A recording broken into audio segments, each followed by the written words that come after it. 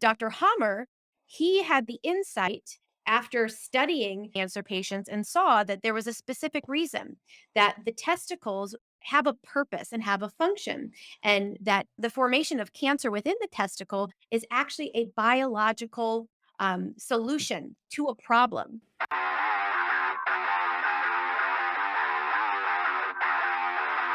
Today's guest, Melissa Sell, is one of the most knowledgeable practitioners of German New Medicine, or GNM. GNM, discovered by Dr. Hamer in the late 1970s, is a new understanding of human biology and how it applies to medicine and disease. Based in Los Angeles, Melissa is one of the leading voices sharing Dr. Hamer's amazing work, healing people with trauma all over the world. In this episode, we learn how shocking life traumas initiate adaptive survival programs that are misinterpreted as disease, why understanding your psyche and biology will help you maintain homeostasis. Finally, Melissa reveals the biggest misconception about disease and how knowing it could literally save your life. This is Eyes Wide Open with me, your host, Lawrence Easman. Big Tech wants to censor the truth and restrict our freedoms. They can take away my channel. They can take away my platform. They can even take away my Balenciaga sponsorship deal. But they can't take away my mailing list. So if you want to stay connected and get my weekly newsletter, sign up by following the link in the description below. Now, it's time for our guest.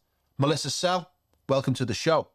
Hi, thank you for having me. It's a real pleasure to have you on. I've been watching your videos I've been binge watching your videos recently, and they're really cool. Some really, really cool information. And I know we're going to talk about German New Medicine today, and I've kind of dipped my toe into it recently. I spoke to Mike Merrill about it, been watching things online, and it's so fascinating. And I'd like to just get straight into it, really. And I think one of the biggest contradictions that may shock people is the two perspectives that GNM has and Western medicine on cancer. In our current paradigm, one of the biggest shocks that we can face is cancer diagnosis that may lead to a further diagnosis that you've got 6 months to live, which can be probably the worst news anybody wishes to hear. However, in German New Medicine, this has an opposite connotation, whereas cancer is seen as a healing modality rather than something as a death sentence. Can you tell us, how you came to take that understanding? It was hearing Dr. Hamer's story about what happened to him and the connections he put together. So he had a traumatic loss. He lost his son, and then he developed testicular cancer. And then he went on to connect these dots and found that the cancer wasn't something going wrong in the body.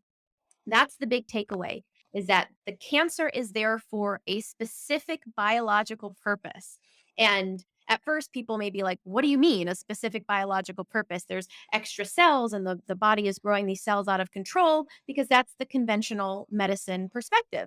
There's an idea that there are cells in the body that are no longer being regulated by the body. They've gone rogue because of DNA damage or genetic conditions.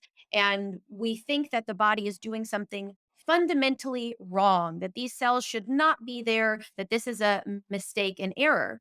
But Dr. Hamer, he had the insight after studying cancer patients and saw that there was a specific reason that the testicles have a purpose and have a function, and that formation of cancer within the testicle is actually a biological solution to a problem. So the problem was he lost his son.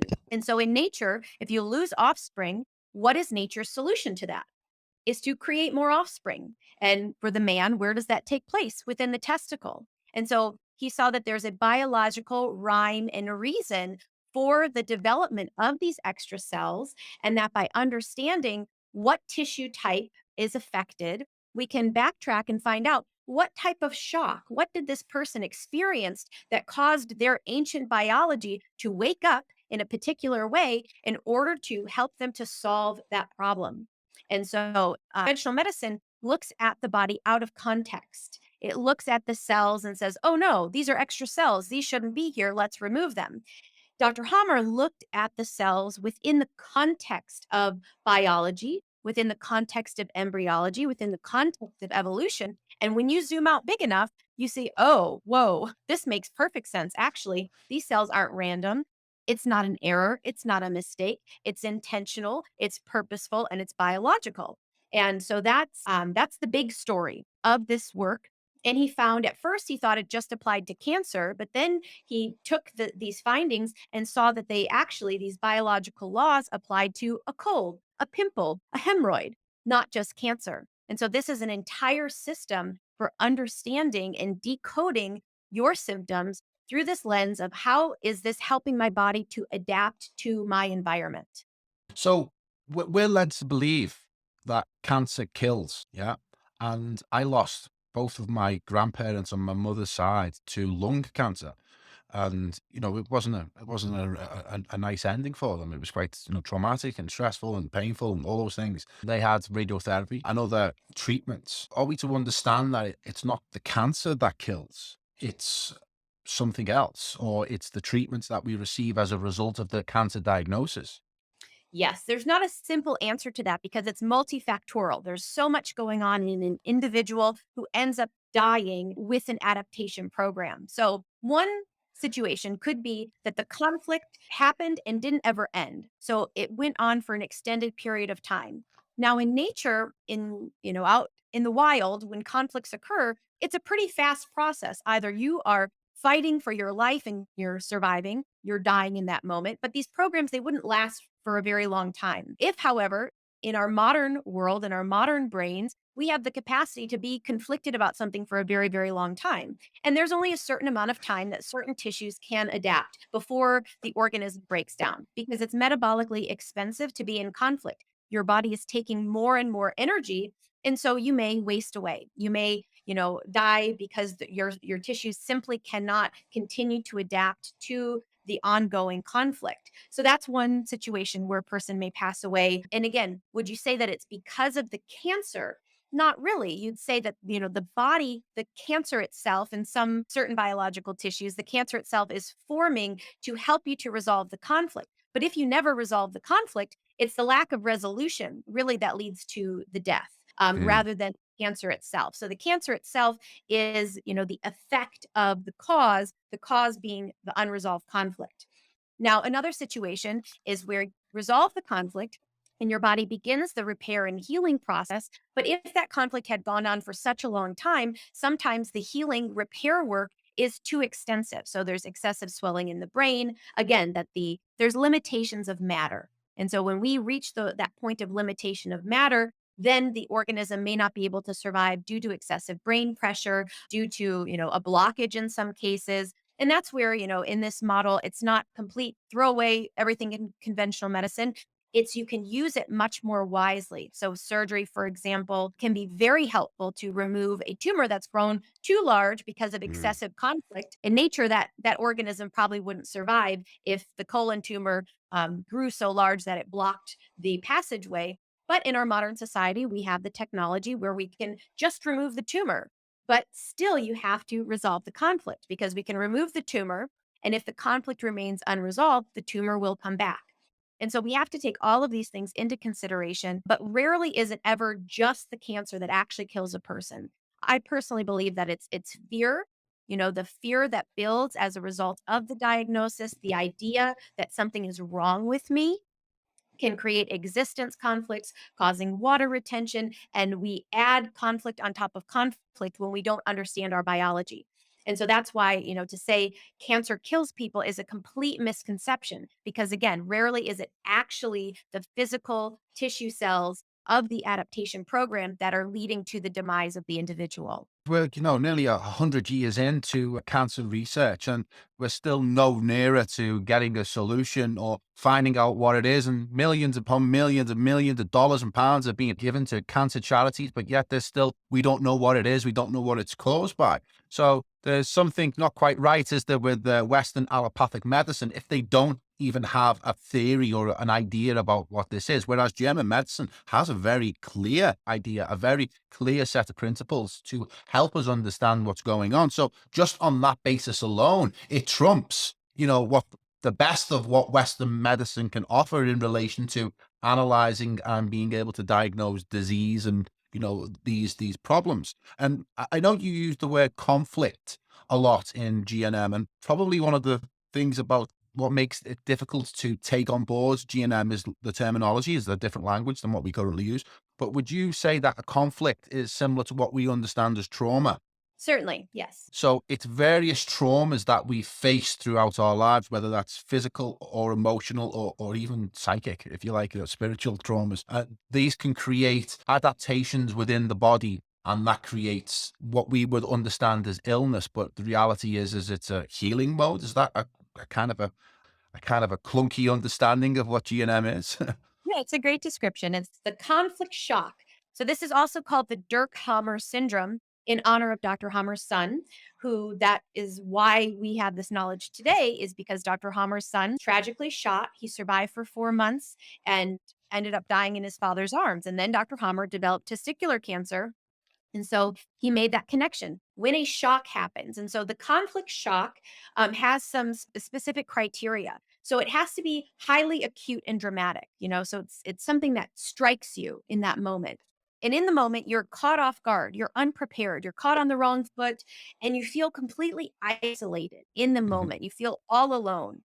And so when that occurs, it strikes you in such a way that your psyche interprets and your brain registers in a particular region depending on the content of the conflict. So, depending on what happened, whether it was a death fright of a lion chasing after you, the loss of your child, a separation conflict, something being torn from you, not being able to bite someone. So, depending on the content of what happened, your brain automatically, and this goes beyond our psychology. So this isn't a mental process, this is a biological process. mhm. It is assessed by your ancient psyche, your biological apparatus that's keeping you alive, that's constantly detecting what's going on in your environment.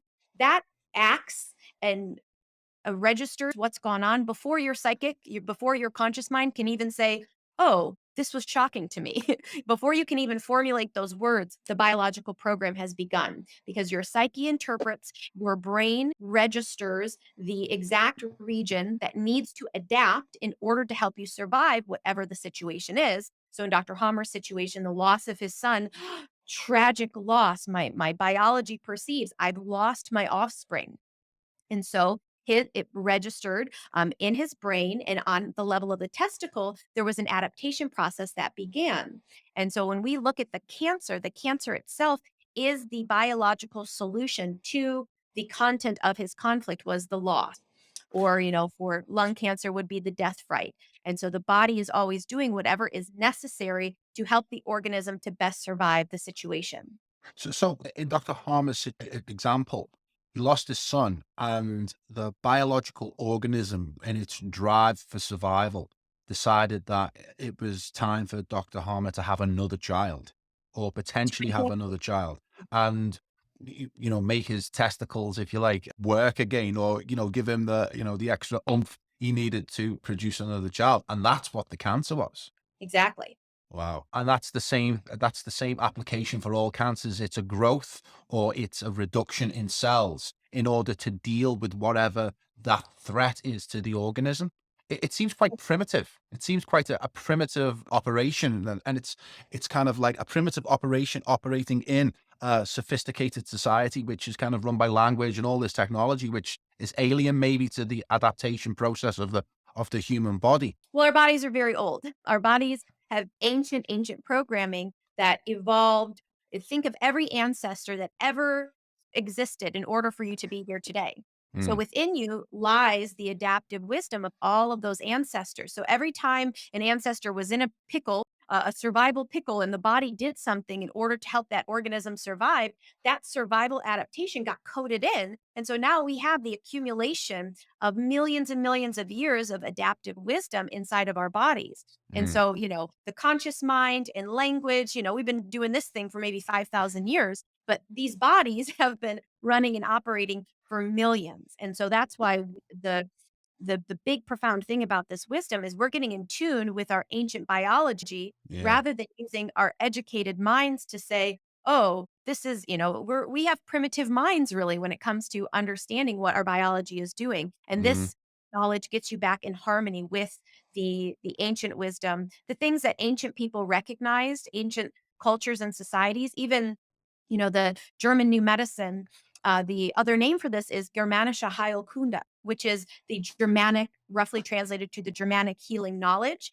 And Germanic refers to not Germany, the country, but Germania and the ancient Germanic culture that lived in harmony with nature, that Yeah. lived alongside nature and Well, didn't. it's pre-agricultural revolution, isn't it? It's before when we were still hunter-gatherers and our body, the organism had developed over hundreds of thousands of years to deal with its environment. And, it's kind of an area that I'm looking at quite a lot now. And it seems to be a lot of areas that connect to this time in our history. And it seems as if this place we're in now, this alien environment, this civilization, if you like, is that the body hasn't adapted to it. So it's all these alien stresses and stimuli are causing these modern diseases, if you like, because we've lost our touch with who we are. Can you give us some examples of patients that you've treated? Because as a GM and ENM practitioner, you've been doing this quite a while now, and I assume you've seen lots of people come through your practice, and you've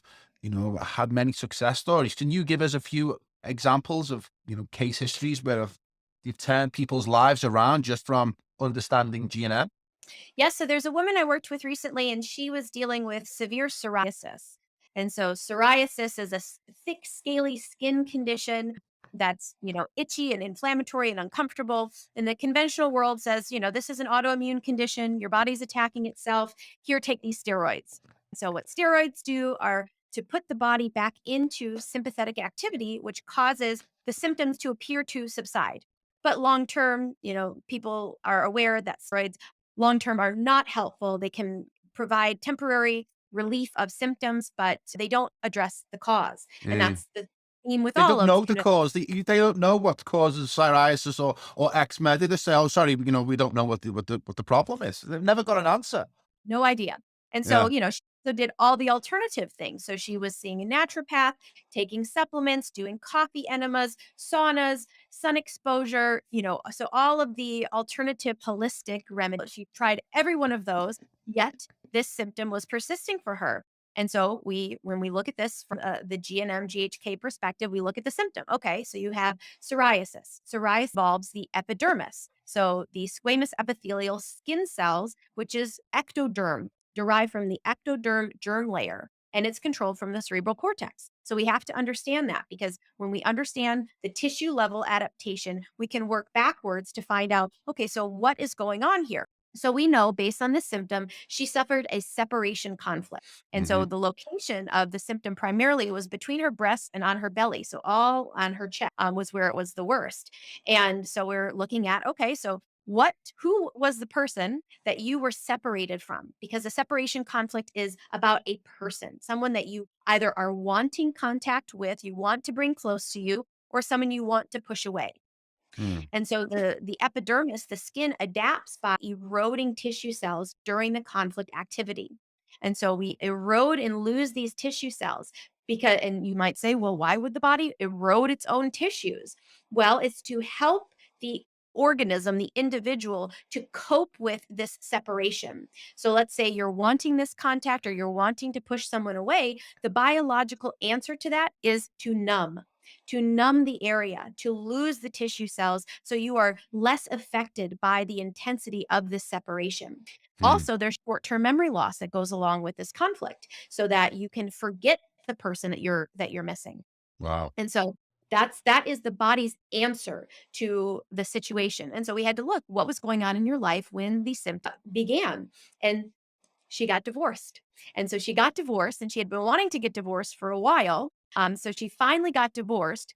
And so you think, okay, so that's the resolution of the conflict. Yes, when the resolution occurs, that's when we have the symptom of itching, of inflammation, of pain, because that's when the body is restoring those lost tissue cells.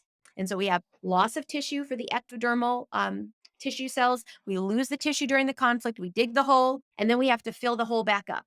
And when we fill the hole back up, when we're restoring those tissue cells, that's when you have itchy, inflamed, a flare up, a breakout of something. But that's when your body is restoring. Now, if it was just a single conflict that she, wanted to separate and then she resolved the separation, the rash would be gone in a couple of weeks. but it was going on for months. This persisted and persisted. That's where we had to figure out, okay, well, what's still going on? If you divorce this person, why is your body still reacting to this? Well, she had a 9-year-old son. And so she had a child with the person that she separated from. And now she was dealing with needing to send her child with the person that she's separated from. And so every time there was a text message, every time there was, a court meeting, things having to do with sharing the custody of her child, she was reactivated with this separation. She wanted to bring her son. Where do you hold your child? Where do you hold your baby? Right Mm, here, right up mm, against your chest, right in your center, right exactly where her rash was, exactly where this psoriasis was. And so what was happening is that she was chronically in this state of wanting to bring her child close and not wanting her child to be away from her at her ex's. And that was the track. And so it doesn't matter if she ate the most perfect diet, if yeah. she, kept taking steroids forever It was an until she. emotional problem, not a physical problem, was it? That was the root cause. Yeah. Yeah. My grandmother, funnily, you should say that. My grandmother on my father's side, she's passed on now, unfortunately, but she lived until she was 96. But she suffered really bad from psoriasis. That bad, she had to be hospitalized and put in a bag, right? Because it was that raw. And it went on for years. And I've never known why, but she separated from my granddad. I think, in the 1980s, maybe, but it was 1970s, and it was quite rare to do that. It might have even been earlier than that. It was quite a rare thing for families to separate at that time. So now you've said that and put it into context, and unfortunately, the last 2 years, 3 years at least, she had dementia. Right? And I know I've heard you talk about dementia as part of a separation conflict. Is that correct? Yeah, so again, the memory loss to Yeah, help to cope with this separation, we lose the memory. So it's an yeah. adaptation to, yes, that makes perfect sense in her situation. Yeah, you were saying that then. I was like, wow, okay. It's quite amazing, really. It's quite a completely revolutionary paradigm in our understanding of biology. That's what it's not our understanding of disease so much. It's understanding how the human body works, isn't it? I think maybe it's a good time to give our audience, if they don't know already, a brief introduction into the 5 biological laws that Dr. Harmer established. I'm going to post your video, the 101 video above here. So if anyone wants to listen to that in more detail, they can watch that video after this podcast. Could you give us an introduction into the 5 laws? Because I think that's the bedrock of it all, isn't it? Definitely. So Eh, the first law is the iron rule of cancer or the psyche brain organ connection. So this is where, depending on what happens, the shock that occurs, immediately at that moment, simultaneously, the psyche brain organ, they adapt to whatever needs to happen depending on the conflict. So again, if it's a death fright, there is an impact in the brain stem and the lung adapts. If it is a loss conflict for a woman, the conflict will register in the cerebral medulla and the ovary will adapt. And so depending on what happens, we have the shock, occurs in the psyche. The brain is impacted in a very specific area that controls the organ level. And on the organ level, we either have, tissue loss, tissue growth, or functional loss. And so that is that first biological law.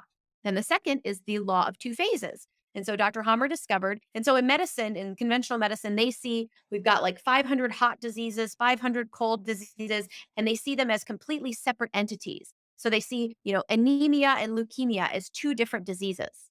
But what Dr. Hammer discovered is that these diseases, they operate in two phases. These adaptive programs operate in two phases. And so we have the conflict active phase, then we have the restoration phase. And so during the conflict active phase, the body shifts out of normal homeostasis and it shifts into a state of heightened sympathetic dominance. And people know this, it's fight or flight. And when you're in fight or flight, it's you can think about it like a specialized fight or flight, not generalized fight or flight, but specialized, meaning a particular organ is going into hyperdrive, going into adaptive function in order for you to survive this situation. And so during the conflict active phase, the tissues are adapting, your hands are cold, you're not as hungry, your mind is constantly thinking about the problem. And all of these things are to help you to get you to that place of resolution. So that's the conflict active phase. Then you shift into the healing phase. following the resolution. You have to resolve the conflict. If there is no resolution to the conflict, the adaptation will just continue. So we have to resolve the conflict. And then we can shift into that repair phase. So PCLA, so that's post conflictolysis or conflictolysis, after the conflict is resolved, we shift into restoration. And that's where we're swollen on the tissue level and on the brain level. So you might have pressure in your head, you might have a headache, swelling. You're like, oh, my body is so achy and tender. It's because it's a construction site. And so when tissues are healing, they need fluid. And so that fluid is an effort of healing. The inflammation is always healing.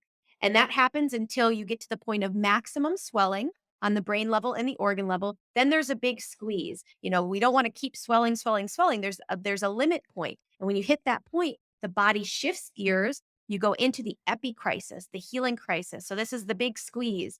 You can also see this in birth. So you get to the point of maximum swelling during the pregnancy, and then there's a big squeeze. There are these sympathetic surges in order to squeeze out the edema on the brain and organ level. And then you move into the scarification phase where the body is continuing to restore that tissue. So that's the law of two phases. And this is so important for every individual to understand so that ooh, my hands are cold right now. I'm not hungry. I can't stop thinking about this thing. I'm in conflict.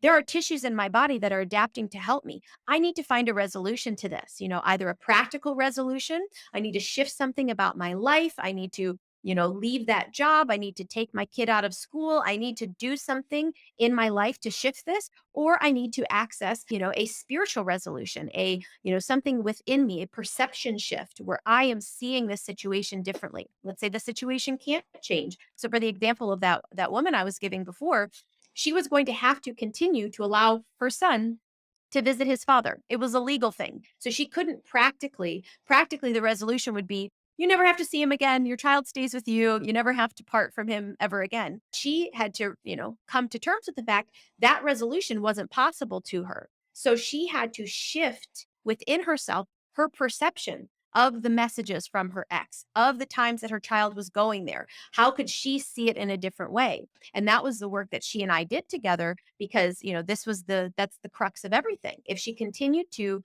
react to every time the child was parted from her, she would continue to have the psoriasis. Her body would continue to go through that adaptation. So she had to shift within herself her perception, which allowed her body to finish that repair program and completely clear up this psoriasis that had been going on for over 6 months. But that resolution is very important. And so that's the second biological law. Hey, just a reminder, as you know, I am a paranoid tinfoil hat wearing conspiracy theorist fighting an uphill struggle against the soy boy censors at YouTube who continue to suppress my channel to prevent the truth from reaching you. So by clicking the big red subscribe button below, you're giving the middle finger to YouTube by supporting independent content creators like me. So if you've got what it takes, subscribe today. Now back to the action.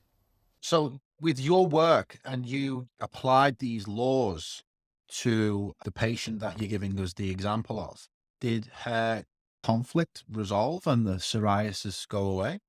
Yep, it did. And so she had to work on it because it was a persistent thing. Again, we had to look at all the tracks. What are all of the things in her life that is Hmm. reminding her of this separation? So, like I Hmm. said, the text messages, every time the child had to go. So, all of these things, and that's how you have to think of it. If you've got a chronic conflict, there's tracks, which means Mm. that your body is remembering the original conflict. So, even something like food, for example. So, a lot of people think, oh, food, gluten, dairy, that causes inflammation. Yeah. And that inflammation is what's causing my psoriasis. So if I cut the food out and I never eat gluten and I never eat dairy and I, never eat sugar, then I'll have zero inflammation in my body and my symptoms will go away.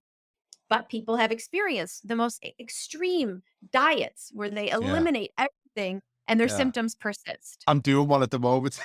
Yeah, so I'm doing like a hardcore carnivore, right? And when I switch to that diet, is that my kind of gut issues, right? And I can get bloated and I can get swollen very quickly with the wrong food. And I stopped. I did an elimination diet, and I just did beef, salt, water, and I'm still doing that. Few things come in, and the inflammation just goes right down. So either there's a conflict shock going on that's deeper than what I can understand currently, or I'm reacting to food for some reason as a, I don't know. Maybe you could tell me. So that's the thing, if you are reacting to the food, it's not that the food is having no impact. The Yeah. food, though, isn't the source, and that's where we have to again, we have to look at what's the true cause.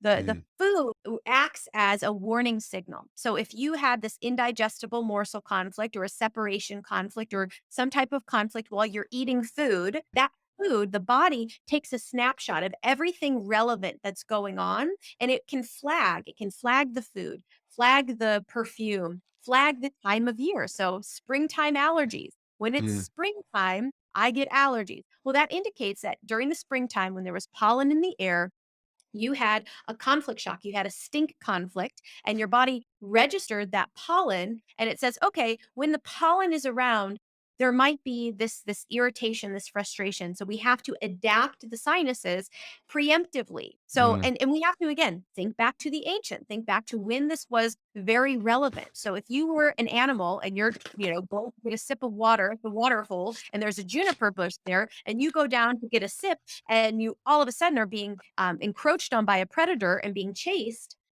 wouldn't it be super important for your nervous system to register juniper bush? When the juniper bush is around, we might need to adapt to get the hell out of there so we can survive. So it's so weird, isn't it? Is that, those survival mechanisms were adapted to being maybe in the wild, but now it's reacting to things that are happening that it wasn't adapted for, like, foods or societal influences. It seems to me that that's the problem, is that the body doesn't know what's going on and we don't know what's going on. We're getting conflicted by these multiple stimuli that are alien to us. Now, I know you've mentioned a couple of times about stink conflict and separation conflict. Is there a category? Is there a list of conflicts, or is it innumerable? Well, there are a list of conflicts. So Dr. Hamer mapped out the entire body and all of the conflict themes and how they adapt. And that's actually the third biological law is Okay. that we look at the different layers of our embryology. So he looked back, he uses the word ontogenetic. So we have to look at the origins. Where did these bodies come from? We have to look at the very beginnings of the physical huge bodies we have started with two cells that came together and began to differentiate. And when Mm. the cells begin to differentiate, they split up into three fundamental germ layers. So germination. This is these embryological germ layers go on to become all of the various tissues of our body, but these are the building blocks. And so we So have there are only the three layers to the human organism, really.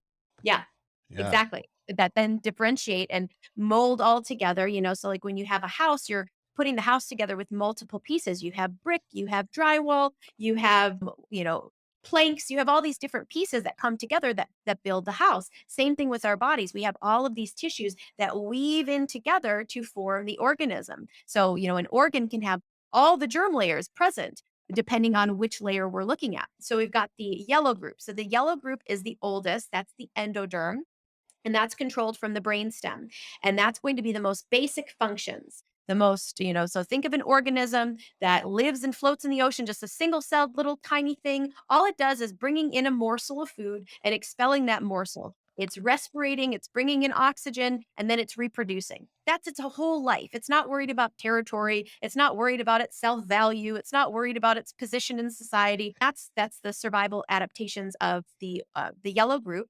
And so during the conflict, these tissues proliferate. We have more cells, so we can produce more digestive juices, so we can digest the morsel. We can produce more lung alveoli, so we can take in the air morsel. We produce more of the tissue so that we can do whatever that tissue does better. It goes on hyperdrive. It goes into this mode where Dr. Hammer did a study where he took a test tube and so he took a test tube of normal stomach mucosa with nutritive fluid and then also a ball of ground beef. And then he took another test tube with cancerous stomach mucosa with nutritive fluid. That's just to keep the cells alive. And then a ball of ground beef. And he found that the cancerous stomach mucosa digested that ball of ground beef 10 times faster than the normal. And so that's the Wow. thing is it's doing this for a purpose. When you have stomach cancer, when you have colon cancer, that tissue is going into this hyperdrive mode so that you can better digest whatever morsel it is that you're working on. So can't we see how brilliant that is? Can't we see how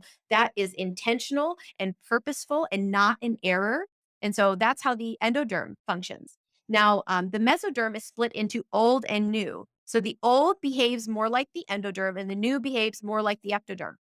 So the old mesoderm is controlled from the cerebellum. And so this has to do with when organisms moved out of the primordial sea and onto the land, we needed an extra layer of protection. And so this is a protective layer. This is the deep dermis skin. It's the pleura, the pericardium. These are these protective coatings around our organs. And these tissues also, they thicken when you have a conflict. So an example of this would be something like melanoma. If you feel attacked or feel soiled, the body builds a shield.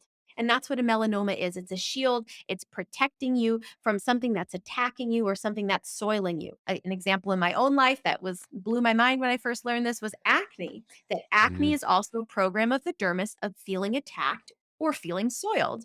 And so again, extra cells during the conflict, and when the conflict is resolved, the body uses bacteria to decompose those cells when they're no longer needed. Same thing in the endoderm. When those cells aren't needed anymore, that's what bacteria are for. That's why yeah. we have bacteria, more bacteria than we have human cells in our body because they are there as seasonal workers. They're there to help us. Once our conflict is resolved, the body says, "Oh, we don't need this extra cell anymore because she's not dealing with this morsel." So the body decomposes it using this ancient bacteria. And then once the conflict is over, the bacteria go back to their dormant state and they just hang out in our tissues doing their thing until we need them. They're just there as seasonal workers. Now we have the new mesoderm. So the new mesoderm is controlled from the cerebral medulla or the cerebral white matter. And this now has to do with our form and our structure. So this is our self-value. This is all the connective tissues, which for myself, my background is I'm a chiropractor. So I dealt with physical musculoskeletal complaints, neck pain, back pain, joint problems. And, I used to think that it's, just misalignments. You're misaligned. But there would be people that, would come in for their adjustments and they'd still have problems even after they're doing all the right things, but I was missing this piece. And this Yeah. piece has to do with self devaluation. And so the musculoskeletal tissues, when we devalue ourselves, when we are feeling not good enough, not smart enough, not strong enough, like a bad spouse, like a bad mother, like a bad athlete, the body hears that message and it erodes the musculoskeletal tissue during the active conflict. But again, this is purposeful. The new mesodermal tissues Dr. Hamer called the luxury group because what they do is they erode during the active phase. So when you're devaluing yourself, your ligaments are getting thinner, your bones are getting thinner, your muscles are getting thinner. But when you resolve the conflict, the body rebuilds that ligament, rebuilds that muscle, rebuilds that lymph node to make it stronger than it was before. It's the luxury group. So, if you successfully resolve a self devaluation conflict, your body makes that area the strongest. Like they say, when you break a bone, that bone's the strongest bone in your body. That's how this is operating. We lose the tissue during the conflict. When we resolve it, the body reinforces it and makes it stronger and bigger than before. So one of the biggest problems we face currently is that we don't know how to resolve these conflict issues, and they become chronic, and we live with them for years, decades, lifetimes, and that the body is just reliving these conflicts and therefore creating layer upon layer upon layer of swelling and all these healing modalities. Is that what's happening? Totally. So yeah, you're a little kid and you're on the soccer team and you get knocked over and the kids laugh at you and you say, "I'm not a good athlete." And then you form. So because that was such, you don't have perspective when you're 5 years old. All you have Mm, is this experience and this hurt and I'm not good enough. And so that story tends to stay stamped in your psyche. And yeah. so you start seeing every experience through the lens of I'm not good enough. I'm not a good athlete. No one wants to be my friend because I lost the soccer game for everyone. And so you go around wearing those lenses of that trauma. And so your body is constantly chronically adapting to that. And so Mm. it changes the people you attract into your life, the things that you do and that you don't do. Your whole life can be shaped by, just a soccer game when you were 5 years old where you didn't, no one recognized, wow, she took that really hard. Like, let's talk to her about this. Let's help her come out of this isolation.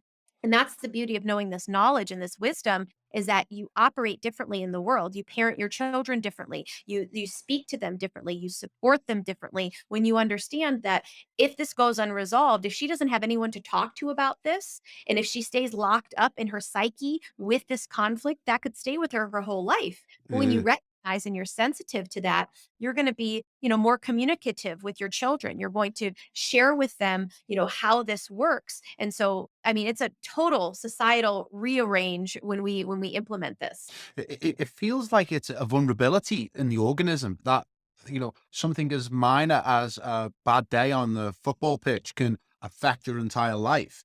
As maybe that's because, we've lost this wisdom or deliberately been led away from this wisdom so that, it's easy for us. I'd say it's probably easier to control traumatized individuals than it is, people who are strong. So maybe that's one of the reasons, but it seems like it's a weakness in the organism that is being exploited.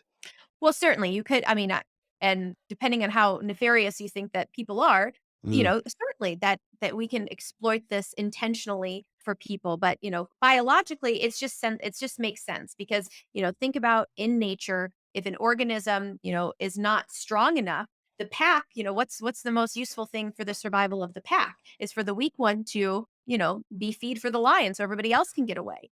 And so, we have to that's where we have to bring this ancient understanding into our mm. modern lives, It's quite because ruthless.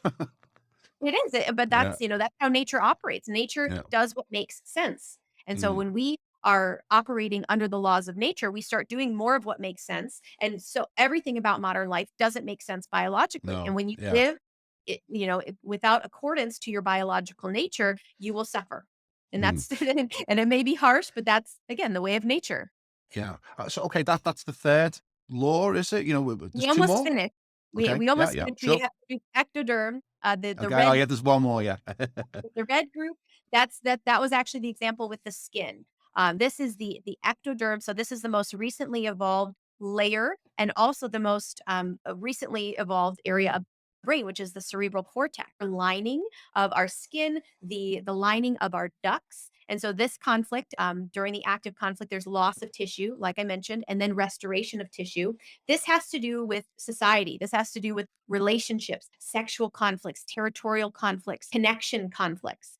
And so these are, we have to look at early life experiences of territorial loss. This is also where all of our mental health conditions come from, combinations of conflicts impacting us, which cause our brain to shift into even more hyperdrive, a thing called the constellation. So when the constellation occurs, this is where the body is trying to help us instead of being bombarded and continuing to adapt our physical organs. Because when a child is bombarded with, a territorial anger conflict and a scare fright conflict, it's too much. And so when the Mm. brain is overloaded with multiple conflicts, we shift into super sense. So the body will shift into like an autistic constellation or a megalomania Could constellation. you We'll just, have sorry to interrupt you, could you just explain constellations for me? Because that seems like it's a new idea that I haven't grasped before. Yeah. So when we have a conflict, and these Yeah. are mostly in the cerebral cortex conflicts, the territorial conflicts, we have this shock that affects one side of the brain. And then if we have one that affects the opposite side of the brain, so this one's Mm, unresolved, we didn't resolve this conflict, and we have another one. So yeah. the brain has been bombarded with two conflicts. What happens, and Dr. Hammer, he mapped all of this out. It is the most mind blowing. I'm still working to really understand all of the dynamics because it's very intricate and how it changes our hormone levels, how it changes a female to a male to a female. It's wild. It explains sexuality, explains the whole spectrum of sexuality. Wow. Topics that affect opposite sides of the brain. And so when we are bombarded with this, the body will shift into a super sense in order to help you to escape, to find a solution to this problem. One of the conflicts is it's called a flying constellation, which causes you to kind of leave your body in some senses. So people who feel disembodied, they feel like they're floating up above their body, they're in a flying constellation because their psyche deemed that this is too much to handle down here at the regular human level. We need to actually leave. So people who are really interested in outer space or spirituality sometimes will see that they have these certain tendencies, And Dr. Hammer did these brain scans and found that they had a particular arrangement of conflicts in their brain, causing them to exhibit these kind of spacey, out there sort of characteristics. And so, mental characteristics that we see in people, bipolar, depression, schizophrenia, can all be explained by understanding constellations and how the brain has been impacted by multiple conflicts that went unresolved. And so, this is, again, like, very complex, very Yeah. interesting, but, anyone who's interested in mental health, first learn the basics and then, eventually learn the constellations, and it will blow your mind. Because there's like the three layers of the brain, isn't there? There's the reptilian brain, which is the original, then the mammalian brain, which is next, and then finally the human brain, which is on the outside on the top. Is that where these constellations happen? Is on that level of the brain? You can have constellations in the brainstem as well, in the Yeah. cerebral medulla as well, but most of the ones that are the mental health conditions, those are the ones that are in the cerebral cortex. Yes. Okay. Cool. So okay, continue with the five laws. Yeah, so those are the 4 laws. This is how you're going to understand, which tissue you're dealing with and what type of symptoms, whether you're in the conflict phase or the healing phase.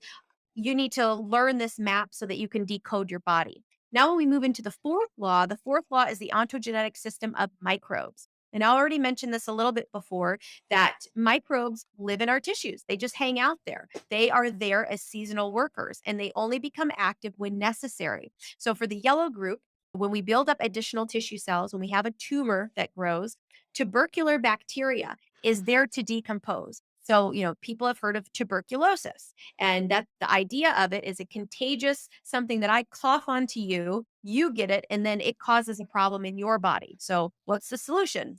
Antibiotics for everyone or vaccinations for everyone to prevent the tubercular bacteria from operating in the body. But what Dr. Hammer discovered is that the tuberculosis serves a function. We had a death right conflict. Something shocked us. We were afraid for Mm. our lives. The body built additional cells in the lung, extra alveoli cells to absorb more oxygen. So we're building up this tumor for as long as, let's say, your child's been sent off to war and you're terrified that they're going to die. And so the tumor's growing, growing, growing. And then the war is over and your child comes home and they're safe. And you're like, oh, what a relief. We resolved the conflict. So now you've got this extra mass of cells in your lung. The body says, we don't need this anymore. And what it does is the brain turns on the bacteria. Bacteria operate under instructions from the brain, and the tubercular bacteria decompose. They break down this tumor that's no longer needed.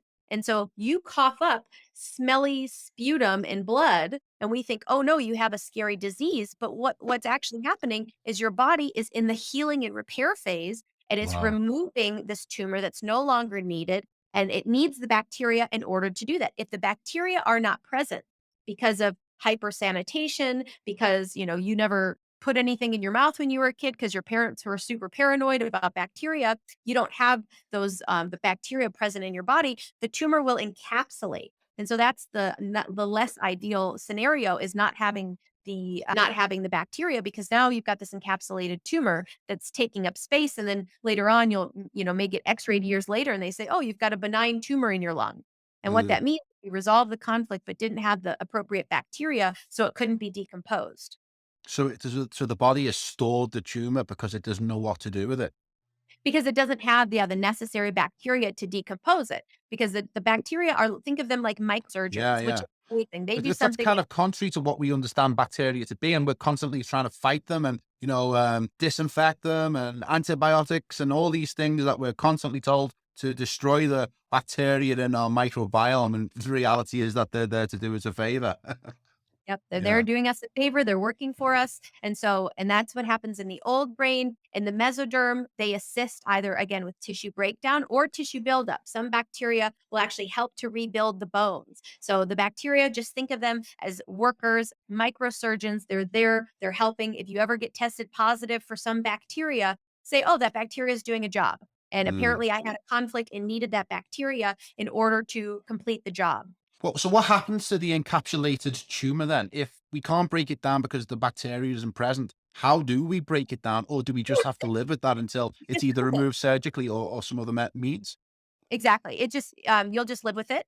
There are certain tumors where if they're not broken down, you might have accelerated hyperfunction. So let's say the thyroid, for example. Let's say you have a Hmm. thyroid gland tumor, and that has to do with being too slow to get a morsel. I wasn't fast enough. So the body built up additional thyroid gland so that you Hmm. would speed up and get the thing that you needed.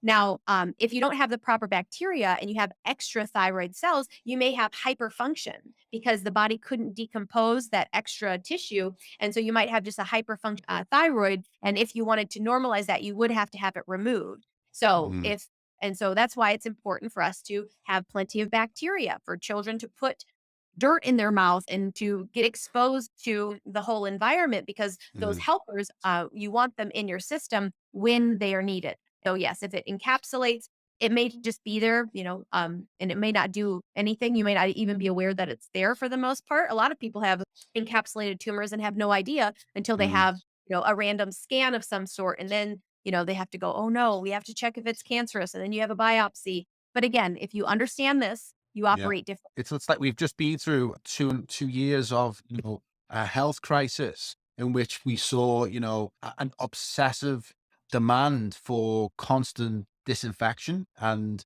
cleaning of hands and, hiding mouths. And it seems that that's contrary to what we understand here. Totally contrary. If you have the good fortune of coming across someone who has an active tuberculosis, Rub them, with get them to breathe on you. to Yeah. breathe on you, get them to talk in your face because you want those bacteria because they're helping you. The ectoderm, the red group, this is where the, alleged viruses exist. Mm, And Dr. Hammer said viruses, if they exist, because, if you've gone down the rabbit hole of looking at the actual science that they're passing off as science, which is totally smoke and mirrors, is all of yeah. virology, is smoke and mirrors. They abuse these tissue samples, they put antibiotics in them, they starve them, they do all this stuff to a tissue sample, and then they zoom in and say, aha, this is the virus that's causing all this problem. And now they create these elaborate strategies to outwit this virus. And what the virus is evidence of adaptation. That's Mm, it. It's evidence that the red group tissue, that the ectodermal tissue has been eroded and then is restoring. And that is so whether we're looking at the lungs, if we're looking at, the COVID virus, what's that? It's evidence of adaptation in the bronchial mucosa. HPV, what's that? It's evidence of adaptation in the cervix. Everything that we call a virus is simply evidence that that tissue has eroded and regenerated. The body mm, went through an adaptive process, but it's endogenous, meaning it comes from the tissues themselves. It doesn't come from an outside source. The body produces this adaptation. And so that's where we get completely out. The fourth biological law, there's nothing to be afraid of. There's nothing to vaccinate against. There's nothing that we need to be afraid of. In the mm, realm of bacteria, there are native bacteria to the area that I live. And in nature, you're not flying to Mexico. You're not flying to, a different country where you're going to get yeah. exposed to a bunch of new bacteria. You'd be traveling and you'd gradually get exposed to whatever the natural milieu of bacteria in that area would be. But when we travel and you get, new interesting bacteria in your system, and this is the big thing, you have to be resolving a conflict. So, for example, if someone gets traveler's diarrhea, it's Hmm. not simply that they drank the water and the water caused a problem, because I guarantee you there are people who drank the water who didn't have diarrhea. Yeah, yeah, That's yeah. always the case. So if you drank the water and you have diarrhea, it's because you resolved an indigestible morsel conflict. That's You've resolved it. you resolved it. And so when you resolve an indigestible morsel conflict after you've been exposed to, new water, new bacteria, you may have more intense symptoms because your body is assimilating and getting used to the new bacteria that you've introduced into the system. I have So a friend that somebody calls who so somebody who drank the water and didn't get diarrhea, they have an unresolved conflict shock. they might not have a conflict at all. So if I'd say, yeah. they didn't have any symptoms, they're unconflicted. Their body just takes in these new bacteria, they're on board now, but they Yeah. didn't resolve the conflict, so they didn't have any symptoms. So that's Yeah. the thing, is you have to look, it's not simply the presence of the bacteria that causes the symptoms. There has to also be a conflict, and then Mm, that conflict has to be resolved in order to manifest the symptoms. mm. Well, it's quite complicated, really, isn't it? Well, maybe it's simple once you understand it, because you've got a very good grip on it. You really understand it. So keep going. is the quintessence, which is Yeah. the understanding that nothing in nature is malignant. Everything is meaningful. This is this zoomed out, bigger picture that there's no evil in nature. Like one of my mentors says, "Is the day good and the night evil? Mm, Is the fox who catches the rabbit, is that evil?" Well, no, it's sensible. It's biological. Everything that the body does makes sense and is purposeful and isn't random. And this allows us to look at whatever's going on in my body. If I can tap into this is meaningful, even if it doesn't make sense to my modern mind, even if it doesn't make sense in my modern context, my body is ancient, and that ancient body kind of predates what I think about it. And mm, by respecting and understanding our biology in this way, again, like we've mentioned several times, it changes the way you operate in the world. The way that society is currently constructed is almost tailor made for people to have conflict, starting with when a woman becomes pregnant.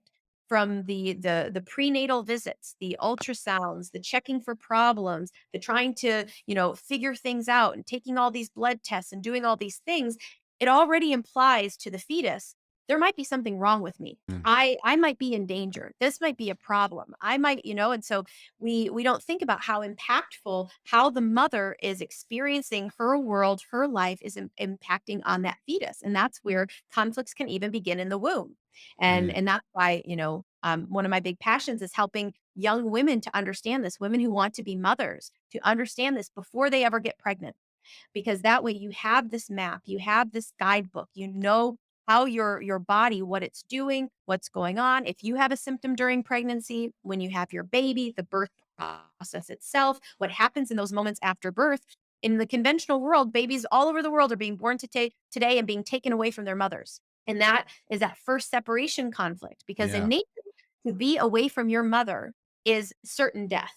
Yeah. And so the cascade of conflicts that can begin just because of that early separation, washing the baby off, putting a hat on the baby's head so the mom can't smell the baby, and Mm, the baby can't smell the mom because everybody's disinfected and swabbed, and it's just completely unbiological. That yeah. sets up the cascade for conflict. Mm. And when we understand this, we operate differently so that we're not setting ourselves up for quite as much conflict. So it seems to me that the best way to heal using German new medicine is to simply understand German new medicine, is to simply understand the biological mechanisms that make us human. And once you do understand those, is that the conflict, trauma of anxiety, of these false ideas that disease is killing us when actually it's our body adapting to some, conflict, it can be quite revolutionary in itself, just understanding it. It seems to me, because I kind of found German new medicine because I've been in a little bit of a journey looking into trauma. But there's quite a lot of research at the moment into trauma, and you've got Van der Kolk, who wrote the book "The Body Keeps Score," which is becoming something of a modern classic. And one of the reasons I kind of went into that, I was looking into it because he mentioned something about like 90% of people with drug and alcohol abuse have had childhood trauma. And basically, there is no such thing as an addictive personality. It's people who have been traumatized as children, and those traumas remain unresolved. Yeah. And they're constantly reliving them. And the way that they deal with them is through drugs and alcohol. And they're finding that this is something of an epidemic level, whether it's drugs from big pharma, whether it's alcohol from the big brewers.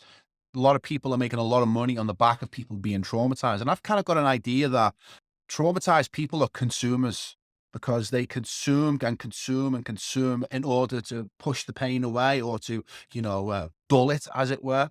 So, in a consumerist society, it makes sense for those at the top who are raking in unbelievable fortune is to have populations who are traumatized in order to create these consumers, because nobody consumes more than a traumatized individual. And it's maybe conspiratorial, but I think there's a lot of evidence that points towards it, that we experience mass traumatic events. And maybe the health crisis over the last 2 years was a mass trauma in order to create a new wave of population that are consumers, if you like. What's your take on that, on the idea that the people in the elite, as it were, understand conflict shock, understand that humans react these ways when they're traumatized, and they use it as part of a control mechanism? Yes, 100%. Everything that you described, it makes perfect sense. And Dr. Hammer, his work was suppressed for a reason. He went to prison because of, violating these different He went to natural. prison. He went to I didn't prison. I didn't know that. Could you tell Had us a his little bit about that? Yeah, he had his license taken away, he went to prison, and, Wow.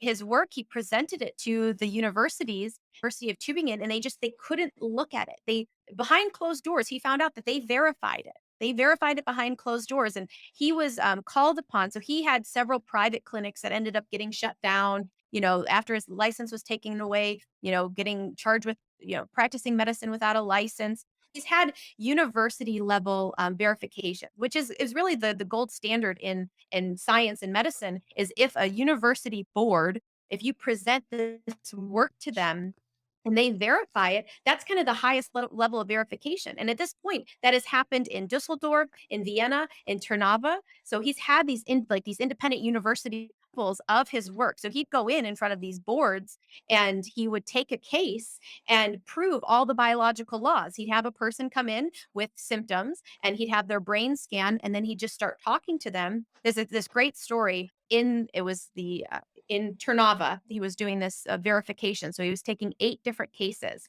And so they're like, okay, Hammer, tell us what's gone on with this person. He came in with neurological symptoms and really bad balance problems. And so Dr. Hammer looked at his brain scan and he saw that in the cerebellum, there was a central edema. So, like this large edema swelling in the cerebellum. And that was the source of his balance issues.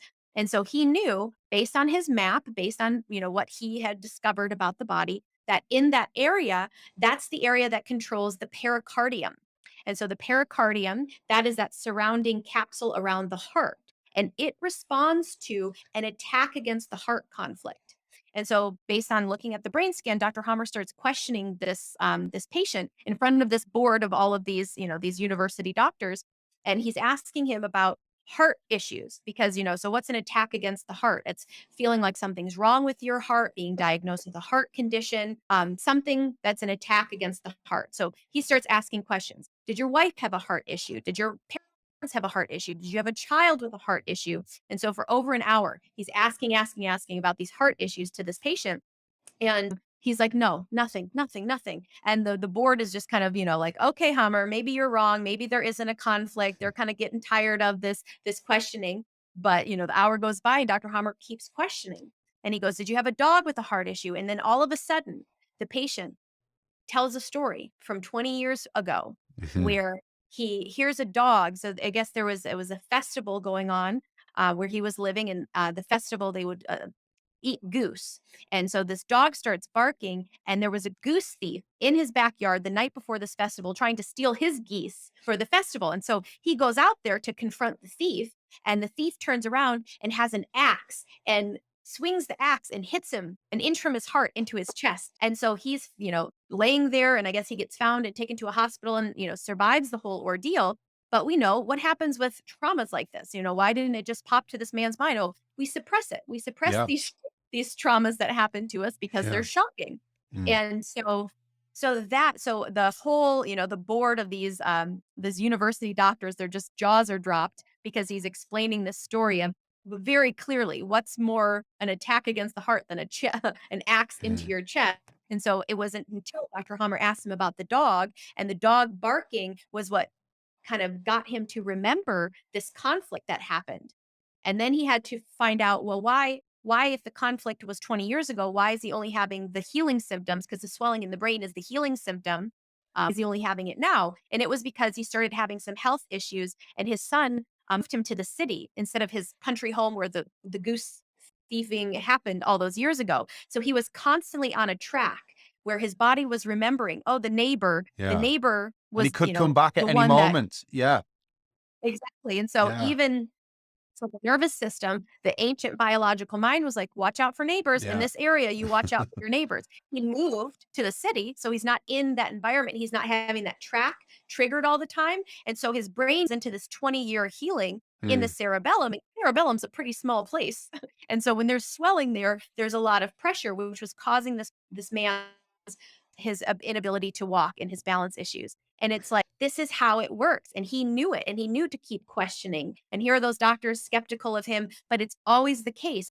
And that's the thing about these biological laws is he wouldn't write it down. Dr. Hamer was a genius and he was meticulous. He would Mm, not write it down if he couldn't verify it in every case. If it couldn't be verified, he didn't put it in his system. mm. Very German of him. That's what they do, isn't it? The masters of recording detail, you know. But Totally. it's really interesting, isn't it? Because it seems to me like he's cracked the code, or he's rediscovered the ancient wisdom, which has been suppressed and pushed off into the distance. Because if you are the elite and you need to control the population and you need them to be your slaves, right? Then you need them to do what you want them to do, and you need to be able to control them. And if they knew how to cure the trauma that is being inflicted upon them, then it becomes harder for them to control. And in a sense, it liberates you as an individual, doesn't it? I guess once you understand German new medicine, it liberates you from the need of doctors, hospitals, medicine, generally speaking. I'm sure in some circumstances that may be necessary, but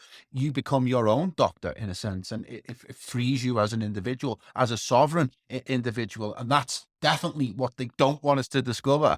Absolutely, and like you Yeah. said, that consumerist connection makes, that it's brilliant because Mm, it's the best system to keep the people suppressed, keep them, going after nicotine and alcohol and drugs, and it's like when you understand your body and when you're mm. minimizing trauma and you're living in this, you might use alcohol as a celebration, but you're not gonna use it daily as a numbing Yeah. for your trauma. You're not going to use you're the way that you live is completely different when you're not trying to, eat consumerism, buying things, people Mm, who hoard and buy things. It's a way to create this sense of safety, this sense of nest because you were abandoned as a child. yeah.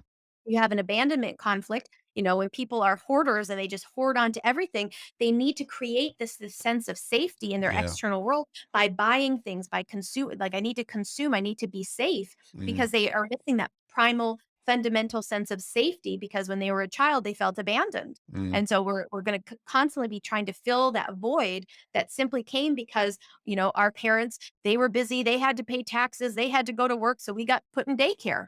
And Mm, so and I go my whole life with this fundamental feeling of, I feel like no one's there for me. I feel like I'm all alone in this world. And so yeah, how do I fill that void? With stuff, with yeah, watching movies, with consuming media, with consuming, everything. And like you said, that's the perfect system to keep people enslaved. And this is mm, why this is the medicine of freedom. This is the yeah, knowledge that will bring freedom to the people and allow you to actually be sovereign. Because if anyone else holds the key to your health, then you're not free.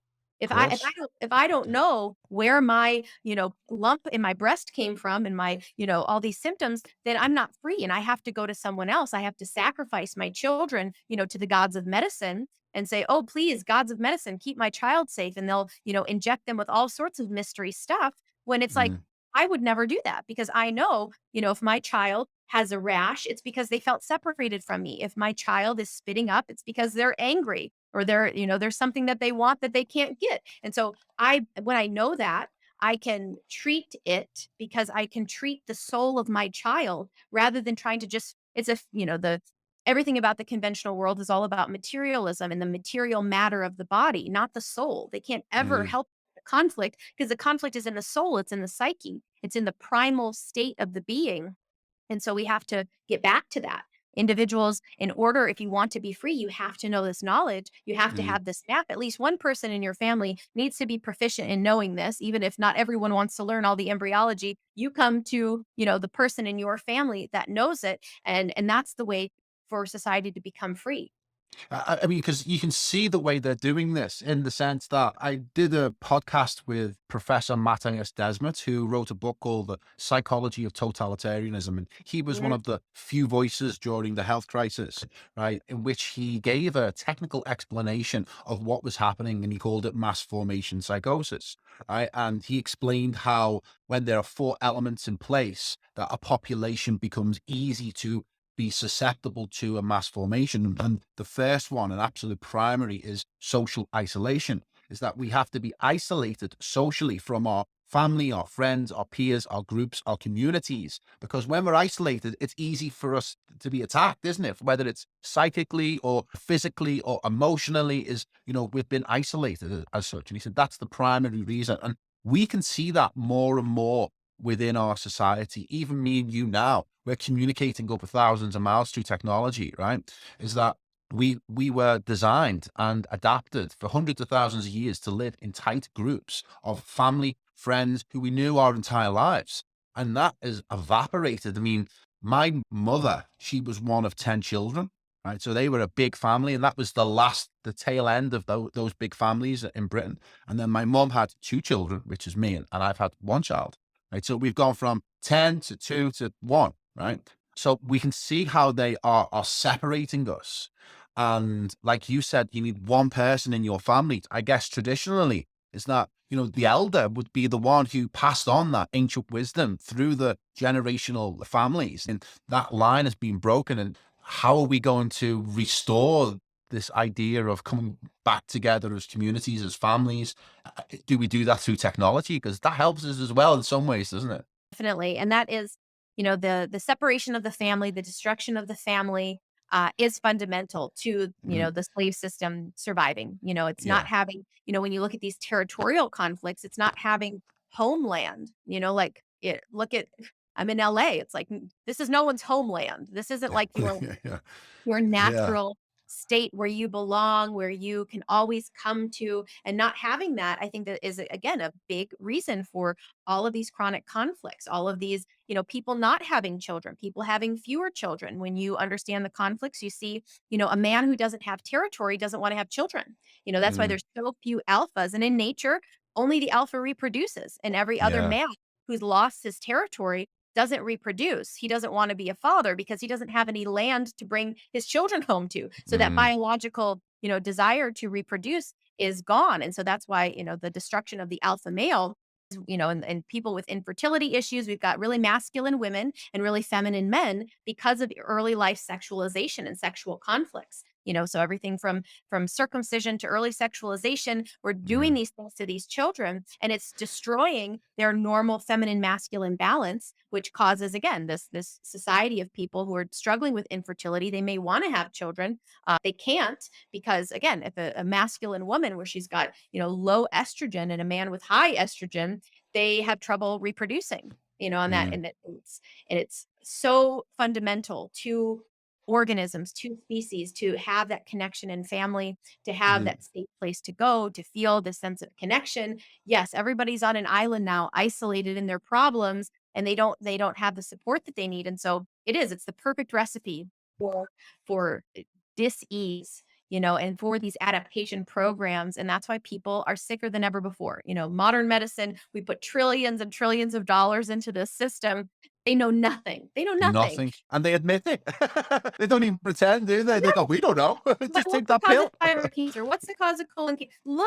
Actually look that up and see how they do not know. But they'll sell you a treatment plan. They will give you a Yeah. remedy, which again, people have to think. We are so not thinking. We're so used to Mm. outsourcing our thinking to a higher authority, to the professionals. I didn't go to school for this.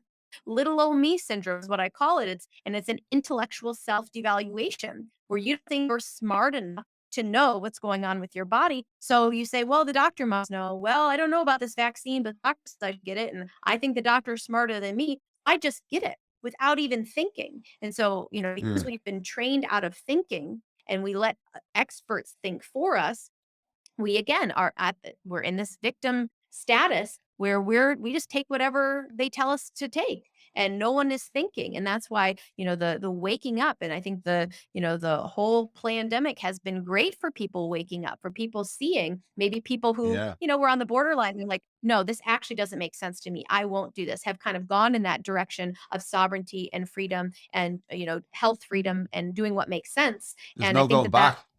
no going back Yeah. for sure. So yeah, I think we're kind of reaching, we're at a quite a sophisticated point in the slave system, right? Is that the slave system is getting ever more sophisticated in its ability to enslave. But at the same time, there is an awakening of the population who, as it reveals itself as it reveals its claws and its true tyranny, that's when we can rise up, because it hides in the shadows largely, but now it's shown its teeth. Right. So when that happens, we can have a natural rebellion. And I believe that this is it. This is what we're talking about now, is about how we are finding a way out of the slave system and a way to live as a sovereign with a sovereign mindset. And, it's not for everyone, unfortunately, but for the people that do want to follow that path, the answers are there and the solutions are there.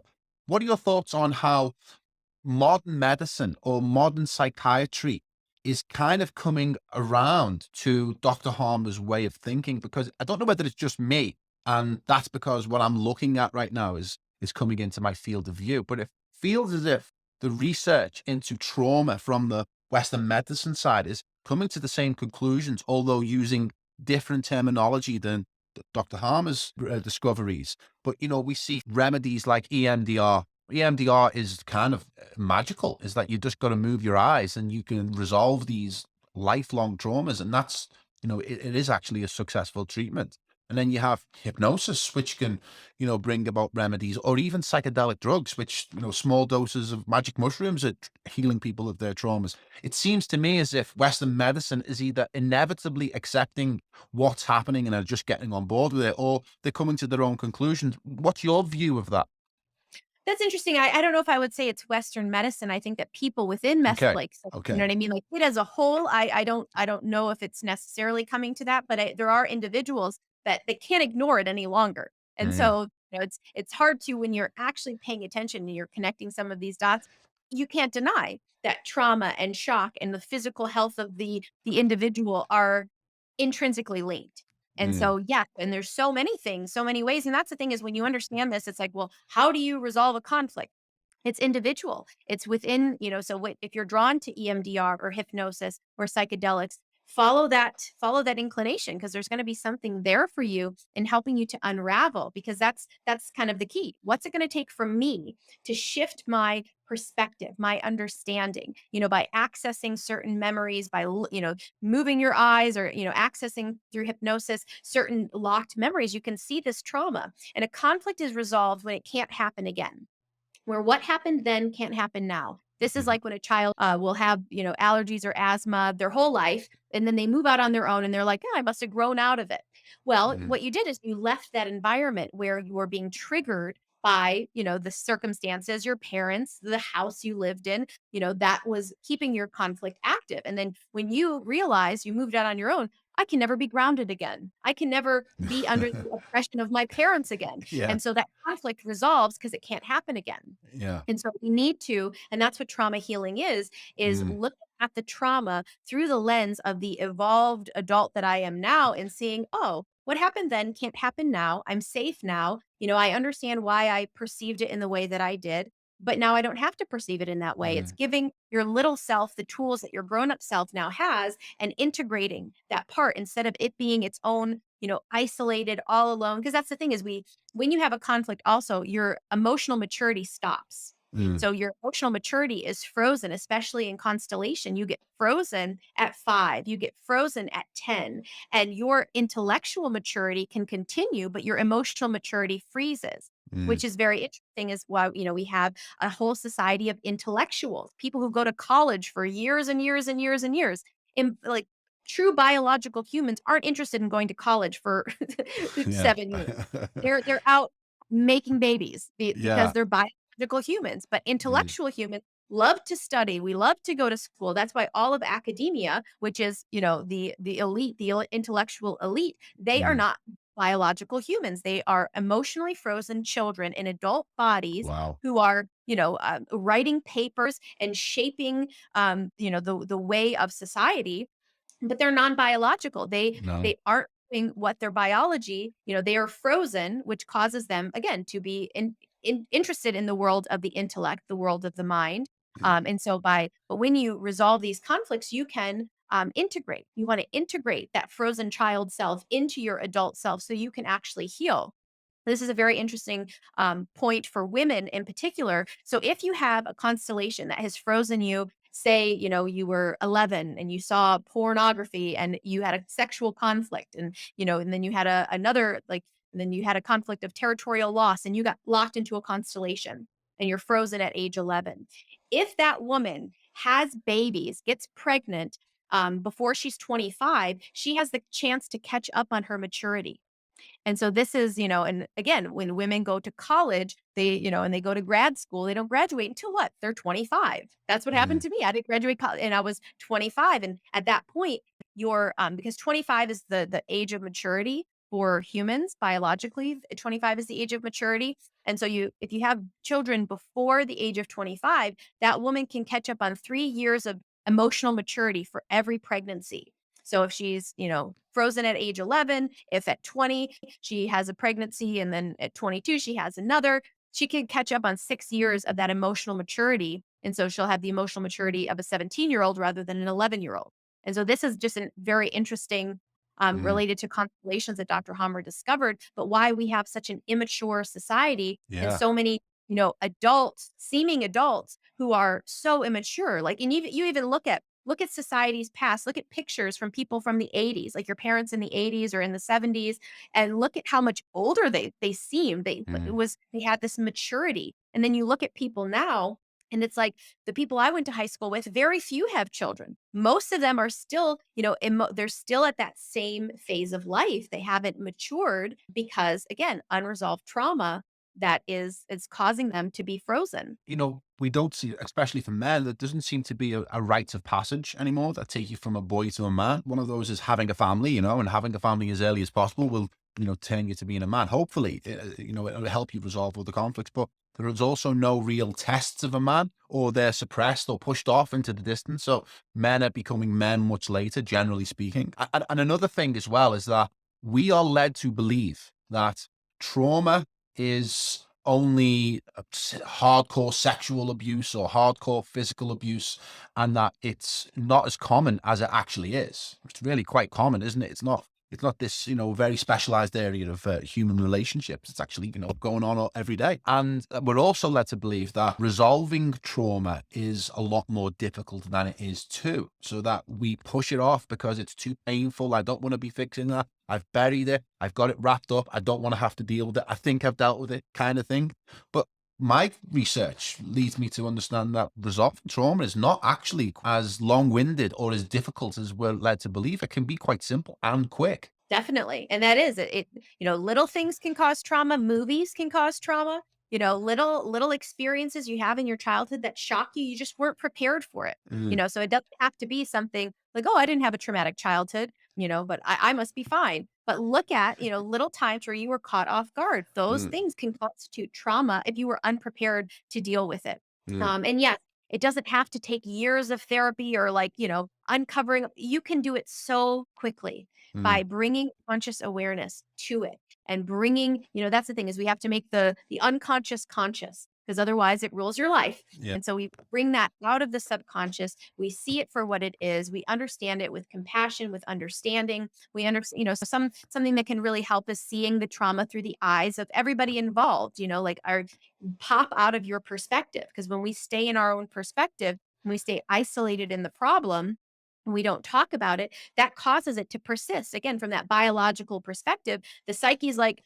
she hasn't resolved that. She's not, this isn't finished. And so the Mhm, psyche keeps the program open, keeps the program active. And mm, that by having the courage to look at this stuff and to look at these connections, look at the things that have happened to you and trust that, okay, I can handle this. My psyche's been hiding it from me and adapting. But if I look at it and I mm, see it with love and compassion and understanding, I can up level. And that's the thing is we are halt when we don't look at our traumas, we halt evolution. Because all of these, when you're looking at this adaptive survival wisdom, really the body is resolving trauma to up level so that the next time you encounter this thing, you're like, oh, I have a solution for this. mm, But when we halt that, when we don't access those solutions, we stay stuck at that less evolved level. And mm, so humanity is at this frozen evolution where when you take pills to cover up symptoms, you don't evolve. You mm, you you halt that evolution and it prevents us from becoming, the versions of ourselves that has an answer for something. And that's what we can share. When you share a story with someone of how you resolved, how you healed something, mm. that blueprint can kind of imprint on them and they can access that solution too. And that's why talking about this stuff is so powerful, Yeah. getting it out in the open, Yeah. hearing people love hearing other people's healing stories because it's like, oh, if they can do it, I can do it.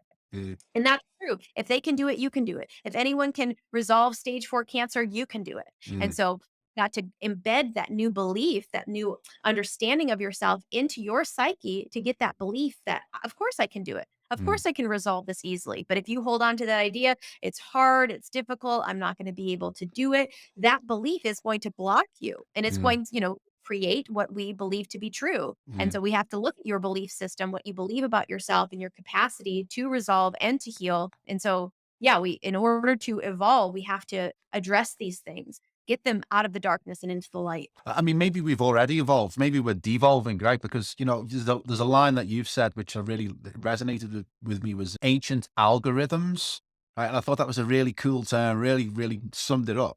And I know you like to talk about how our biology is ancient, and there's this deep, deep wisdom encoded within the biology of the human organism that knows how to deal with this stuff if it's just left to its own devices.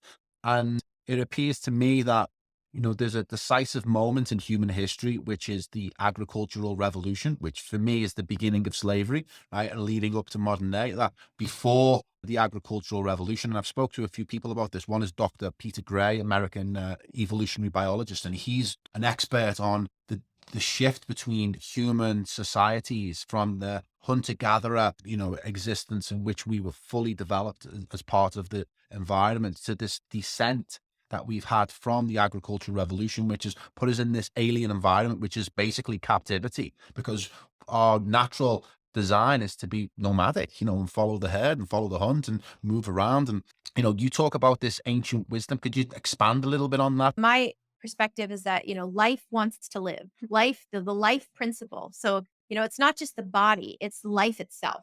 So like, a dead body and a living body have all the same parts, all the same organs are present. What's the difference? It's the spark of that life force, of that innate intelligence that's animating those tissues. And so life wants to survive and overcome and adapt. And that's what we're here for, is to experience challenges, to experience, differing weather conditions, different seasons, to go through and to adapt to it. And Mm, so life can kind of keep on going because that's what it wants to do. The body's primary function is the survival of the organism and then the reproduction of that organism. And it just wants to keep playing this game. I think that life is, the universe playing this game with itself of just continuing to evolve and adapt to differing circumstances. And so, yes, that's what this ancient algorithm in the body is like, oh, I know how to keep you alive. I'm going to mm, give you more thyroid cells. I'm going to take away this duct lining so you have more of this and less of that. Like the body knows exactly what to do in those circumstances. And now when we get our educated mind involved, that's been our, downfall for the last several hundred years, as we think that we know what the body is doing when we know, 1/1,000,000th of 1% of all of the functions of our body. This body is so wise. The fact that we can be, having this conversation and, your breakfast is digesting and your body is keeping the pH balance, it's keeping everything. It like think of all the it's incredible, that are isn't it? It really is incredible. that are Yeah. going that's going right in your body in Yeah. order for you to be surviving. We like to zero in on the one thing that we think is going wrong, but if you can zoom out further and see that even this is the body expressing intelligence and doing something that is correct. My job is to start sending messages that are in alignment with what is true, that I am safe. When you sit in a safe room and you're anxious about a million things, like you are sending, your body doesn't know that your room is actually safe and there is no threat here. It only knows that via your perception and the stories that you are allowing to take up your consciousness. And so that's where, this next conscious evolution is awareness. I have Mm, to see, I've got to make the connection. I've got to see myself freaking out about something that isn't a present threat, see myself realizing like this is sending a message to my nervous system and my body is adapting to that message. I'm the one that has to change. My body is just, again, it's just doing its thing. It's doing what it's mm. programmed to do. So, okay, moving into the last part of this podcast now is I think we've had a good explanation of what GNM is and how it can help and the historical nature of it. But what's your role as a GM practitioner? How do you actually help people resolve their conflict issues? What does that involve? What are the remedies? Yep. The fundamental for me and the work that I teach people is awareness. And so I have to be aware first of the biology. I kind of have to get an understanding of this map. And so I teach that to people so that they can understand, and I want you to have an understanding. I want you to understand that when your right knee hurts, you're right-handed, that's your partner side. Physical performance self-devaluation. I want you to at least have a basic understanding of that mapping so you know what your tissues are doing. I had an indigestible morsel conflict. I had a can't swallow conflict. I had a stink conflict. I want you to be able to identify that because that again gives you that autonomy and that power. You don't have to come to me. You don't have to ask me.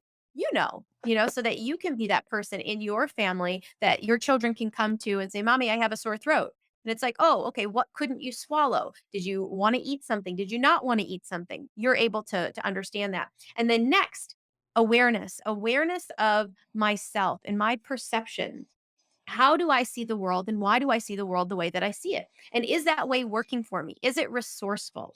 I help people to develop a radically resourceful attitude about dealing with life stuff, whether that's old trauma, whether that's present stuff that is on my plate, whether that's stuff in the future. We have to develop a new resourceful attitude for handling this. And so we have to revalue ourselves. A big focus that I have with people is on the self devaluation theme because that I find to be one of the primary conflicts that people deal with is again not feeling smart enough to understand it, not feeling like who am I to know this? I didn't go to school for this, but empowering you that knowing that you have innate intelligence, Mm. you have this wisdom, you have equal access to all of this wisdom.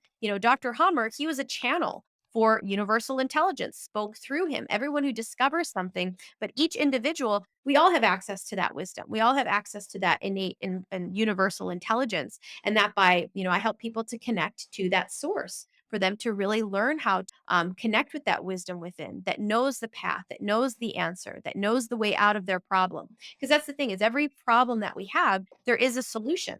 There Hmm. is a solution, but Hmm. we have to access that solution through creativity and through imagination.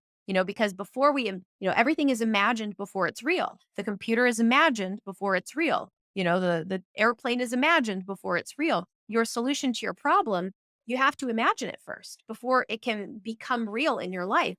And so you have to brainstorm. So, like the woman I talked about earlier with her psoriasis, we had to think of, imagine how can you feel better about this? What are ways that you can start thinking about this differently about the situation. But the mind doesn't like to change. The mind likes to do what it's always done. And so that's the thing that we're overcoming is the ego mind that wants to, that thinks that there's no way out and like is addicted to being a victim, is addicted to the problem. We have to overcome that addiction by saying, do you want to reinforce your old narrative of stuckness and victimhood? Or are you willing to sacrifice the stuckness and the victimhood to be the victor of your situation, to Hmm. find and access solutions maybe where you thought there were none before. And so it takes this courage, it takes this ability to break away from old patterns. And so that's what I help people do is to recognize their patterns, recognize when they are, succumbing to some type of inner victim narrative that's not serving them, and so that they can see and shift out of it. And so it's a lot of inner awareness work and self observation. That's the core of my teaching. So it's, as a coach, a teacher is the fundamental aspect of being a GNM practitioner. But do you actually prescribe or advise on, actual treatments, whether that be EMDR or hypnosis or even Western medicine? Is that part of your remit as well, or do you fall short of that? My personal what I do with people is I talk to you about your relationship with modalities, with the Okay. things that you do. So how do you feel about some people that I've worked with have done EMDR. They're drawn to it. I Yeah. say do what you're drawn to. If a person is kind of considering a medical treatment, I'm not there to say yes, do it, no, don't do it. I'm Mm. here to talk to you. How do you feel about doing it? What's your thought process behind taking that supplement or eating that diet? And so I'm kind of like this intermediary, like I'm talking to you about your relationship with the stuff you want to do. Hmm. And because I want you to be clear about why am I doing this? Am I doing this because it's sound and it makes sense and it's in alignment with the biological laws? Or Mm. is it driven by fear and conventional thinking and the old model? And so that's the role that I play for people is in helping you to clarify and understand why it is you're doing what you're doing. Because what I found is that, especially in the age of the internet, and if we have issues, health issues, whatever they may be, right, is that because we don't get given the answers from Western medicine, because there is no diagnosis, right? There's none. There's no diagnosis. You're forced to go and find a diagnosis yourself, and the internet is awash with remedies, isn't it? You know, you can try a million things, and I have. I've tried them all, right? And it doesn't seem to resolve the situation that I'm looking to resolve. You may get some, light relief, but the symptoms come back, right? And then you can't figure it out, and you feel like you're going around in circles. And what I think I like about GNM is that it gives you an accurate diagnosis. And once you've got a diagnosis, you know what the problem is. Trying to find the solution without knowing what the problem is almost impossible. And you're shooting in the dark, aren't you? You're throwing things at the wall, hoping something sticks. And I think that's what I like about it. Is that what you do? Is are you able to use Dr. Harmer's discoveries in order to give an accurate diagnosis of the problem? So the symptoms tell the story. So Yeah. when you know the symptoms tell us this is the conflict that's going on. And then the search is for the conflict. Hmm. Where did it begin? What was going on in your life? And that definitely takes some searching and it can be difficult. And that's where things like hypnosis or, EMDR, different techniques can help you to get into it. Every answer that you need is in your subconscious mind. And Yeah. so I help to empower people with knowing that the solution to this is within you and you can watch for the things that trigger you now because the things that trigger you now are going to give you a little insight into what that original conflict was. So the symptoms tell the story. You understand the symptom. We can look at the organ level. Why is Yeah. the organ doing this? Then we trace it back to what was the situation? What Mhm. were you going through at this time in your life where this problem began? Is that problem ongoing? Is it unresolved? Because that's the easiest and first thing. Oh, yes, this started when I, was having relationship issues. Okay, well, are you still having relationship issues? Yes, Mhm. I am. Okay, well, let's start there. Let's resolve these Mhm. relationship issues and put that to what's it going to take to put that to bed? Mhm. That's something that I ask people frequently. It's like, okay, there's these open-ended issues. Okay, well, what's it going to take to put that to bed, to get to a Mhm. place where this is not ongoing? Is it a practical change? Is it a divorce? Is it a marriage? Is it, what's the, is there practically something we can do? Or is it going to be something that you're making an inner transformation? You're changing your relationship and your perception of that situation. And so that's kind of how we work through things. Okay, sounds cool. Do you offer coaching or one-to-one sessions? How does it work if any of our viewers want to contact you and they want to pursue some GNM treatment? What's the process? Yeah, so I do a weekly class. So people who are just interested in kind of understanding this philosophy, understanding the biological laws. I have a weekly class that meets on Mondays, where we dive deep into it and people can ask questions. And so that's a great place to get started if you're just trying to gather the education. I also do one-on-one work. I take a limited number of clients. I do have a booking. You can book through my site for a session where we can get to know each other and see if we're a good fit for further work together. And so that can be booked right through my site. And then I also just, again, recommend the education. I have a YouTube channel that has a lot of videos on it. I have a blog post on my website with a lot of resources. So books and other teachers and how to get involved in learning this for yourself. Fantastic. How can people find you online, Melissa? What are their main addresses that they can hunt you out? Yep. Dr. Melissa Sell, SELL.com. You can look up Dr. Melissa Sell on YouTube. I'm on Instagram, Telegram. So those would be the main ways to reach me and to find my content. Okay, I'll put the links in the description as always. What books do you recommend to our viewers? Again, I've got a list of books Okay. on my website on the blog. There's the book from Bjorn Ebel. It's the psychic roots of disease, and so he kind of and there are a lot of different groups who have taken the core of the biological laws and have expanded on it and used their own perspectives and modalities. And there's a bit of you could say little territorial drama within the GNM community about like what's pure Hammer versus, which is funny because It's my always. background is in chiropractic and there's like pure chiropractic and then they call them mixers. And so mixers are people who like do other stuff too. And so, you might consider certain materials as being a mixer, but my personal philosophy is, I base everything on the pure Hammer, but I'm also a fan of whatever works, so there's a lot of methods and things that people have discovered and built upon, since Dr. Hammer that have used his information to really help people. And so you can experiment with those. And some of that stuff is in Bjorn Ebel's book, but it's called The Psychic Roots of Disease. And it's a really great reference for people who are looking, who are trying to understand this. I find it's very user friendly. And so that's one of the books I do recommend. Fantastic. Okay, Melissa, have you got any final words for our audience? Yes, I just recommend that you dive into this for yourself. If you want to be sovereign, if you really want to be free, you have to know how your body works for yourself. This isn't something you just dabble in. This isn't just like, oh, yeah, I've heard of GNM, mind, body, something, some. This is a complete fundamental rearrange of your understanding of your body, of your children's body, of what dis-ease actually is. And if you're still afraid of any type of health symptom, you're not free. And this system will help you to understand and become free. This knowledge is so empowering and so powerful. And I invite you to really explore it. Melissa Sell, it's been fantastic talking to you. Really expanded my understanding of GNM, and I'm going to continue my research into it, and hopefully we can chat again about it in the future. Thanks so much for coming on the show. Yeah, thank you for having me. This is a great conversation. Cool. Wow, you made it to the end, a true supporter. I really hope you enjoyed the show as much as I enjoyed making it. Now, if you want to continue supporting our work and be kept up to date on what we publish, then please sign up to my free newsletter, which I'll send out once or twice a week. And don't forget to subscribe to the channel and join me in giving the middle finger to YouTube by pushing that big red button. And if you want to support us further, then go over to Locals where you can join our community. If you do all three, you'll be automatically entered into a competition to win a private health check with our new sponsor, Bill Gates. Until next time, thanks for tuning in.